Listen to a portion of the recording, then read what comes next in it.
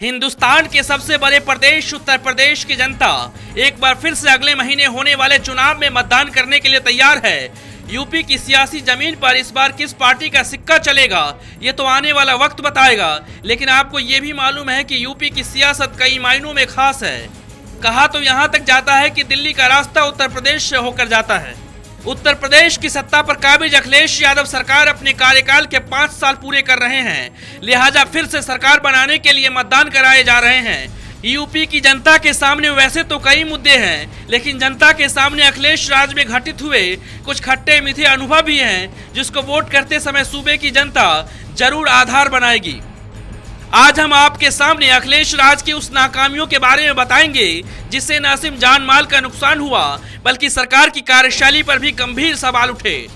उत्तर प्रदेश सरकार में अपनी कुर्सी और समाजवादी सियासत पर अपनी पकड़ बनाने की कोशिश में जुटे अखिलेश यादव की राह बहुत कठिन है। पिछले 5 सालों में अखिलेश राज में कई कमियां देखने को मिली है। बीएसपी सुप्रीमो मायावती ने कई मोर्चों पर न सिर्फ अखिलेश यादव सरकार की कमियां बताई बल्कि अखिलेश को कई बार नौसिखिया तक कहा था। जानिए अखिलेश राज की कमियां। मुजफ्फरनगर दंगा।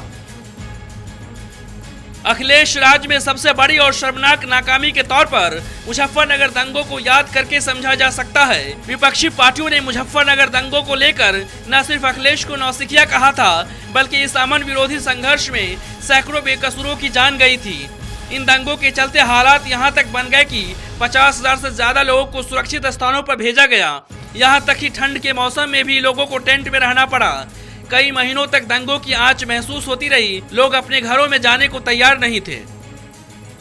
दादरी में बुजुर्ग मुस्लिम की हत्या। दिल्ली से सटे गाजियाबाद के दादरी के पास गांव में अखलाक नाम के मुस्लिम बुजुर्ग की इसलिए गांव के लोगों ने हत्या कर दी क्योंकि कुछ लोगों को लगा कि घर में परिवार के साथ गौमांस खा रहे थे। गौमांस के शक में बुजुर्ग मुस्लिम की हत्या की गूंज हिंदुस्तान से बाहर संयुक्त राष्ट्र अमेरिका तक गूंजा। सवाल उठा कि हिंदुस्तान में लोग अपने पसंद की चीजों को खा सकते हैं कि नहीं। बहस का मुद्दा सियासी गलियारों से लेकर हर दिलो दिमाग में दौड़ने लगा कि ये तय कौन करेगा कि किसको क्या खाना है। इस घटना के पहले और बाद में जो स्थिति बनी उसे जाट समुदाय से लेकर मुस्लिम समुदाय भी अखिलेश यादव सरकार से नाराज हुआ। मंच से अखिलेश पर बरसे मुलायम। सीएम बेटे के साथ जब भी मुलायम सिंह यादव ने मंच शेयर किया, मुलायम ने मीडिया के कैमरों के सामने बेटे अखिलेश सरकार की नाकामी को बताया। मुलायम ने मंच से यहाँ तक कहा कि अखिलेश के मंत्री जमीन कब्जाने में लगे हैं। हमें अच्छे से मालूम है कि कौन मंत्री क्या कर रहा है। मेरे पास सबकी रिपोर्ट है।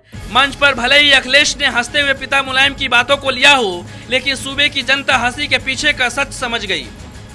शाहजहांपुर में पत्रकार गजेंद्र की हत्या। सूबे में एक के बाद एक हत्याओं से अखिलेश यादव सरकार की जमकर किरकिरी हुई। एक ऐसा ही सनसनीखेज मामला तब सामने आया जब शाहजहांपुर के पत्रकार गजेंद्र को जलाकर मार दिया गया। मरने से पहले पत्रकार गजेंद्र ने पुलिस को दिए बयान में कहा था कि अखिलेश सरकार में राज्य मंत्री राममूर्ति वर्मा के इशारे पर मेरी हत्या की गई है। इस बयान को राज्य के वरिष्ठ पुलिस अधिकारी अमिताभ ठाकुर ने खुद रिकॉर्ड किया था। इस मामले की जांच में पुलिस की हीला हवाली और गवाहों पर दबाव की बातों ने भी राज्य सरकार पर सवाल उठाने का मौका दिया। आईपीएस अमिताभ ठाकुर का मामला।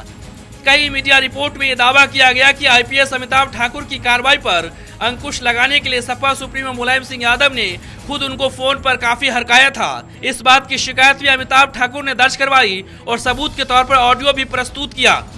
ठाकुर की इस कार्रवाई के बाद राज्य सरकार उनसे नाराज हो गई और बाद में उन्हें 2015 में निलंबित कर दिया गया। लेकिन अमिताभ ठाकुर भी हार मारने वाले कहाँ थे। अमिताभ ठाकुर ने सुप्रीम कोर्ट का दरवाजा खटखटाया और जीत हासिल की। लेकिन ये बात सामने आ गई कि कैसे अपने सुविधा अनुसार राजनेता पुलिस पर दबाव बनाते हैं। बदायूं में 2 नाबालिग बहनों से रेप के बाद हत्या। सूबे में कानून व्यवस्था की एक नहीं कई बार पोल खुली।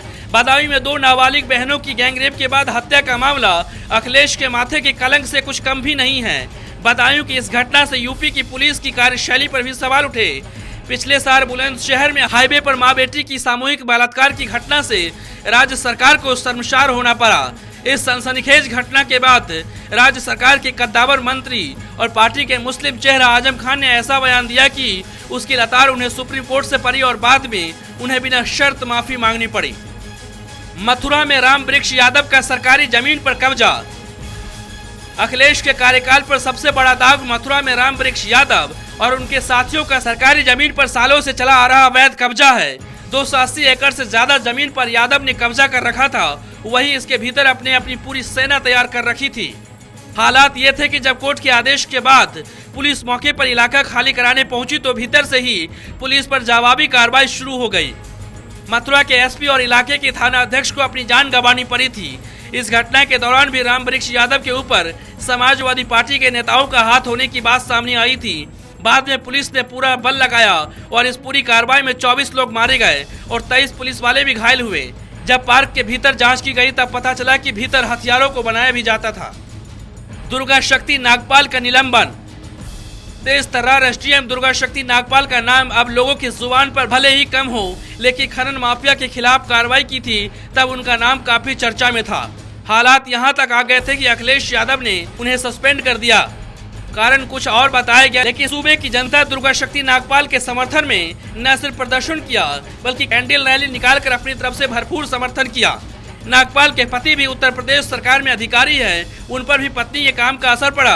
राज्य सरकार ने उन्हें भी परेशान किया, ऐसा सरकार पर आरोप लगे। यादव सिंह के भ्रष्टाचार का मामला। दिल्ली से सटे नोएडा में अथॉरिटी के चीफ इंजीनियर यादव सिंह के भ्रष्टाचार के मामले में अखिलेश यादव सरकार ने पहले तो बेहद ही ढीला ढाला रवैया अपनाया। 1000 करोड़ की संपत्ति के मामले में सीबीआई जांच के लिए हाईकोर्ट में अर्जी दाखिल की गई। कोर्ट में अखिलेश यादव सरकार ने सीबीआई जांच का विरोध किया। हाईकोर्ट ने फिर भी सीबीआई जांच का आदेश दे दिया।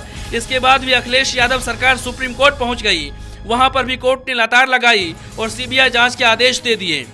भ्रष्टाचार के इतने बड़े मामलों के उजागर होने के बाद भी अखिलेश यादव सरकार के द्वारा उठाए गए कदमों की काफी आलोचना हुई और जनता में छवि भी खराब हुई। वैसे तो अखिलेश राज की नाकामियां बहुत है, लेकिन हमने आपके सामने उन चुनिंदा नाकामियों को रखा है जिसने सबसे ज्यादा ध्यान खींचा।